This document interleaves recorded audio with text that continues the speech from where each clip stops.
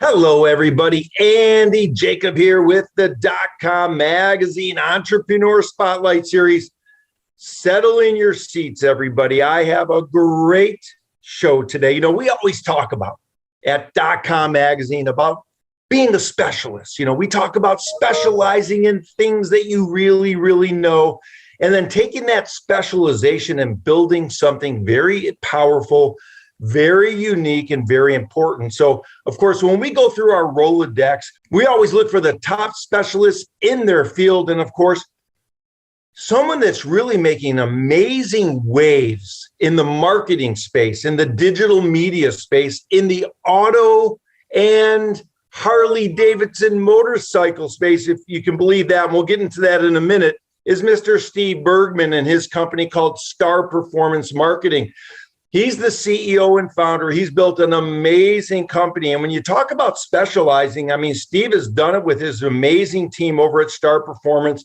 They help so many dealerships. They help also Harley Davidson as well, which we're going to talk about. But Steve, welcome to the DotCom Magazine Entrepreneur Spotlight Series today. Good to see you. How are you? Great. It's great to have you on the show. You do it all. You do production, creative services, you do print collateral and the like. But before we get started, we have so many questions for you. Let's pull the lens back to 30,000 feet. Tell us a little bit about Star Performance Marketing, and then we'll get into it. Sure. Star Performance Marketing, I started that 18 years ago. We are a full-service automotive advertising agency. What does that mean? In a nutshell, we do everything. Radio, television, newspaper, direct mail, internet, billboards. If it has anything to do with the automotive space and even into the Harley Davidson world, we handle that for our dealerships. Our philosophy is very simple. We want to be a one-stop shop for anything to do with the automotive space and the Harley Davidson space. At the end of the day, our dealers are very busy. They have a million things going on. And to partner with a company like ours that they could have trust, confidence, and belief in, and that when they say they're ready to rock and roll, they could turn the ball over to us and we'll run with it. Yeah, I love it, Stephen. You mentioned rock and roll. It's so important the way in which you sort of present yourself. You're really a leading expert. Your team does such a great job at building the brand, really allowing your clients to stay ahead of the game, stay ahead of the competition, to rock and roll. So let's talk about a little bit. When a company reaches out to you or your team, they want to have this conversation, they've heard about you, the testimonials are remarkable. Of course, you offer a guarantee, which I've never even heard before, that we'll get into. Mm-hmm. Let's talk about it. What's that first conversation sound like when they call your company? Well, we take a different approach. I always say this jokingly. We're not as smart as all these other agencies that are out there. When we start our first conversation, of course, we tell a little about Star Performance Marketing because, we want to give some good information. But our first meeting with a client is what we like to call a client needs analysis. I want to find out from your perspective, where's the pain? Where's the opportunity? Who's in your pocket? Where do you see the biggest opportunity for you to grow? And from that conversation, we get a lot of good insight from the dealer perspective or the general manager. And then from there, we go back and we do a ton of research on the market. I jokingly like to say, with the exception of a market master report from some of the manufacturers, you're not going to see a more detailed report than what we bring in. And it's to show where the opportunities are and show you how to get there.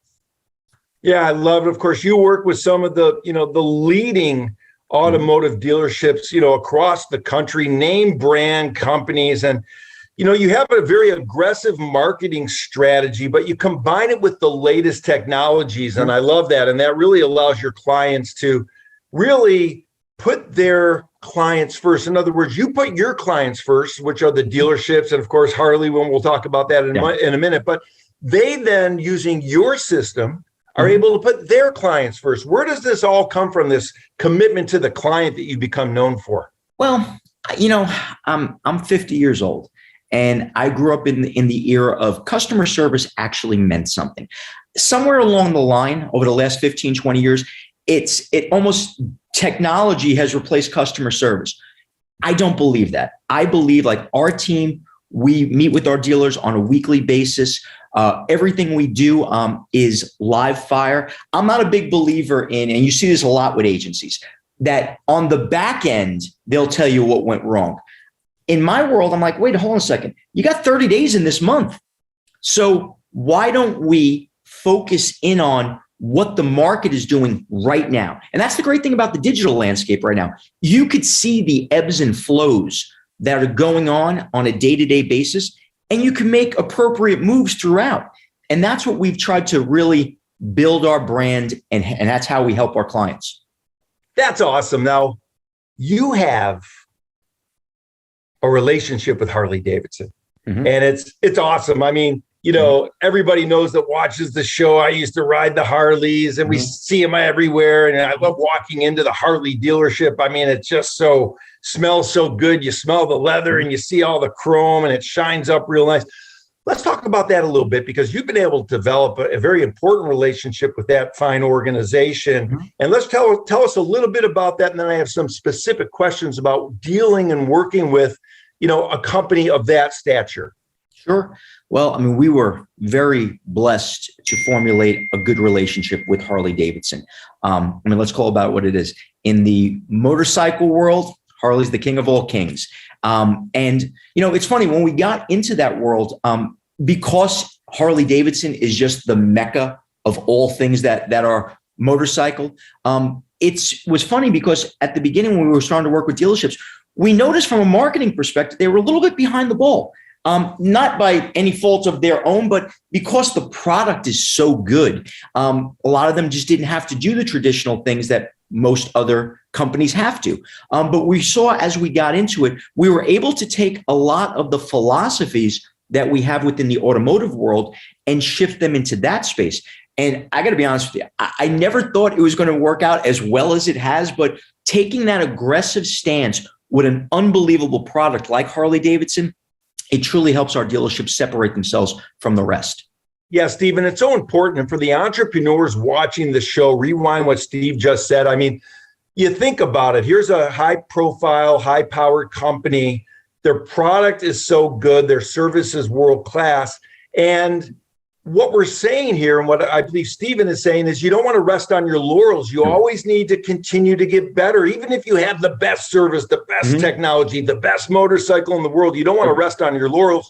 You want to keep on developing something that's exciting to promote your brand. Is that what you're saying? Absolutely, 100%. Because at the end of the day, what was great today might not be great tomorrow. The success we've had, the success that's happened in the past doesn't guarantee success down the road. And that's the one thing, the culture of Star Performance Marketing and how we're an extremely aggressive company. And our philosophy is always, how do we continue to improve? How do we get better? How do we keep looking to technology and also looking back on, you know, again, there's a lot of mediums out there that aren't being used as they once were. That's not saying there's not a place for them, you know, but it's our job to help develop campaigns for our dealerships to make them be different than their competitors. And that's what we do at a pretty high level. I love it. Of course, you mentioned corporate culture. We talk about it all the time. You know, corporate culture starts at the top, and you have this can-do attitude. You know, we talk about it all the time. One of the things when you have a child or children is you can teach them the can-do attitude or the can't-do attitude. And of course, if you teach someone the can't-do attitude, then they can't do anything. But one thing that resonates for me at Star Performance is you resonate from a perspective of can-do, and your entire team believes you can do it. Yep. Where did that come from? Did that start when you were a younger man, or did that develop through your entrepreneurial journey? Well, I was an athlete my whole life. I played college baseball, played a little minor league baseball. And so, you know, being an undersized pitcher in the baseball world, if I didn't believe in me, no one else was going to. So I was able to parlay that into the business thought process, you know, and which is, you know, relevant to when I started the guarantees that I put out as a company. You know, I wanted to make it so that my dealers knew I had skin in the game. And that's important. You know, it's like in this day and age, it's so, going back to the customer service thing, it's so easy just to say, sorry.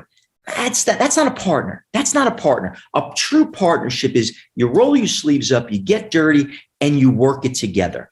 And that's how how we've developed our brand. That's how we developed our relationships. And we've gone from there. Yeah, I love it, Stephen. I want to ask you about your baseball sort of acumen and what you learned from athletics a little bit later in the show. I know we've only cut out a certain amount of time today. I know you're on assignment today, so I know you're super busy.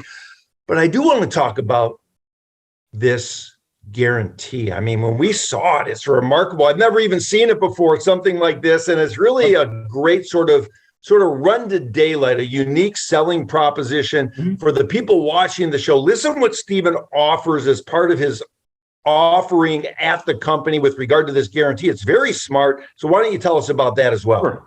And let me give you a little background on how the guarantees were developed. When I started my agency, I was fortunate to have a lot of good relationships with the automotive industry. And there were certain things that kept coming to me, which were, these agencies out there, they come in, they have the biggest show and dance, but then when they get on, I don't see them anymore. I'm not really getting more for my money. And this is the litany of things. So when I developed my company, I said, you know what? I want to be able to look at a dealer and say, I have skin in this game just like you do. Our biggest guarantee is if we don't increase your overall traffic by 20% inside the first 30 days, don't pay us our commission. I want you to know that if you win, I win. And if I don't win, if you don't win, I don't either. And we'll keep working and keep turning the wrench till we get you to where you need to be. And in today's world, with the digital landscape, it's even easier for us to track that. Back in the day when it was radio and television, it was a little bit harder to see those things. But in today's world, when we come in and do that client needs analysis, we're looking at the dealer's analytics and we could say, hey, this is our starting point. This is where you are. And I'm a big believer in there's certain metrics that I think are very key within the digital advertising space. I know a lot of agencies come in, they try to give you 4,000 different things to look at. I mean, I'll be the first one to say it.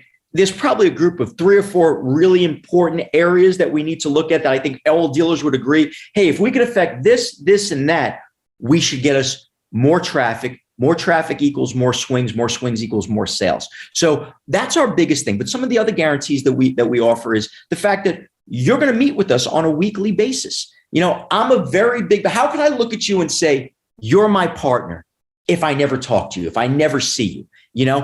In today's world, we're still, hopefully we're post-COVID, but kind of, sort of, but in today's world with the Zoom meetings, GoToMeeting, there's no excuse that we shouldn't have these type of conversations every single week, talking to our dealers. And if you don't see our team every week, you don't pay us our commission, So it's those areas of guarantee of more traffic and the fact that your partner is actually going to be with you on a week in, week out basis. Yeah, it's so powerful. You're an extension of their business. You really Absolutely. Become a partner in their business. And that's what you become known for at the company, Stephen. We've only cut out a certain amount of time. Sure. But one thing that resonates for me when I've done the deep dive, we did our pre-interview call, is that you talk about these metrics. And one thing for a dealership that's very important is how many cars they sell. And that really gets to the real bottom line. And I love the fact that you're able to unpack all this technology, all this background, all this experience, and all this data within your company. But at the end of the day, it's how many cars do the dealership sell and how many swings they get at the title, like you mentioned. Let's talk about that just a little bit. How often does it happen where we bring so many swings at the bat to the potential client through the website or through the marketing or through Facebook or through social or through television, which you do, and radio as well, but they don't get back to the clients as fast as they should? Does that ever happen? And how do you sort of have that conversation with the dealerships? Absolutely. I think that, one of the big things about being a good partner is educating. And at the end of the day, and anyone who's looking at this, who's been in the car world knows some months you could do everything right. The car gods were just not good to us that month. And that there could be a myriad of reasons within that. But consistency and frequency within what you're doing is the big separator. Because if you're consistently getting more opportunities, it has to yield some fruit. But again, like we talked about earlier, it is a partnership. Because one of the things I always like to talk about with our dealership is We are a cog in this wheel. People, process, product mix. Then comes the marketing. So we work with our dealers to make sure that they've got their big three covered and we have our three. And when we have both of them working together, it's a great combination. I love it. What a great way to approach it. And of course, that resonates for your clients. They just hear this straightforward thinking from you and your entire team. Yep. Because obviously that thought process and that corporate culture starts at the top. Let's talk a little bit about entrepreneurship. And again, thank you so much for cutting some time out today. This is great. What you're doing at Star Performance is amazing. The guarantees are incredible. The way in which you develop them by saying to yourself, if I was my client, what would I want? What would I expect? And then you sort of reverse engineered it and you said to yourself, this is what I would want. And then you delivered it to the client. So that's a great entrepreneurial way to think. Now, let's talk about entrepreneurship because you played baseball. You said you were a pitcher. Were you a righty or a lefty? I was a righty. If I was lefty, we wouldn't be having this conversation. I'd be in the major league somewhere. I love it. What did you throw? The split finger fastball? Or no, fastball, curveball, changeup. That was about it. I love it. The big three. That's all you need. I bet probably when you got a little bit older, even maybe now you're saying to yourself, maybe I'll learn to throw a knuckle and I'll go play in the majors. At this point, that feels like another lifetime ago. So fortunately I have young sons and I'm living vicariously through them at this point. That's awesome. Let's talk about it. So you played baseball, you're on a team. Okay. Mm-hmm. You're developing habits. You go to work every day, during your off season, you pump yourself up, you're working on your technique, you have coaches. What did you learn from playing baseball that you've brought into the entrepreneurial world, as a leader at Star Performance? Well, that's easy. Hard work. And it's, the one thing that I do want to say though, which I think is very important is, I think everyone is tired of hearing the hard work thought process, because there's one thing that no one ever talks about. You have to have a talent too. I mean, because, I could kill myself every day to try to become an NBA basketball player. I'm 5'8". At the end of the day, I can work as hard as I want. There's certain things you just can't overcome. And, but the one thing is, I was fortunate enough to kind of to understand that I had some talent in certain areas. And when I went into the workforce, I tried to develop those talents. And that's where the hard work comes in, because you're learning things. You're always trying to focus on, how do I get from here to there?